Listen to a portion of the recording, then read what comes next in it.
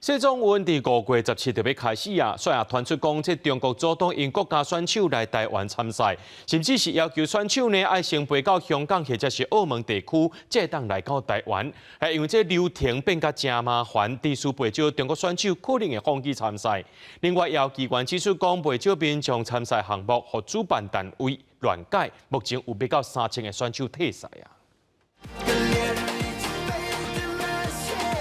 2029年世界壮年运动会伫5月17就要开始，不过即阵两岸局势紧张，传出来中国主动因国家的选手来台湾参加比赛，佮要求因若要来参加，需要先转机去香港、澳门等第三地，致使真侪人放弃比赛。也传出来中国参赛者怨叹讲，谢仲文的定数无透明，日台申请一直拢无消息。 本届参赛者超过25000人，大陆选手参赛者500多人，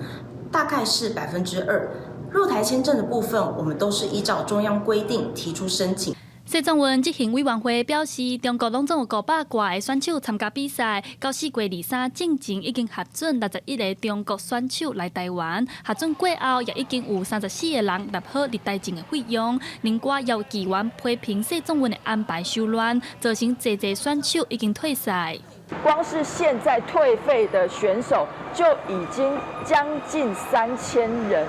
报名的选手说。 他报了 A 赛事，结果却变成要去比赛 B 赛事。议员所称退费3000多人，其实退费的原因多半是因为选手个人因素，例如选手行程改变、受伤、队伍解散等相关因素。 针对有参赛者和主办单位改比赛项目的争议，谢仲文是回应讲，这是因为有的项目报名的人数已经满，因为先甲这的选手加入落跑比赛，若是选手无计划参加，同款会当申请退费。谢仲文也强调，若参赛者拄到问题，拢会当及时反映，确保家己的权益。记者戴亚轩林秀凯台北报道。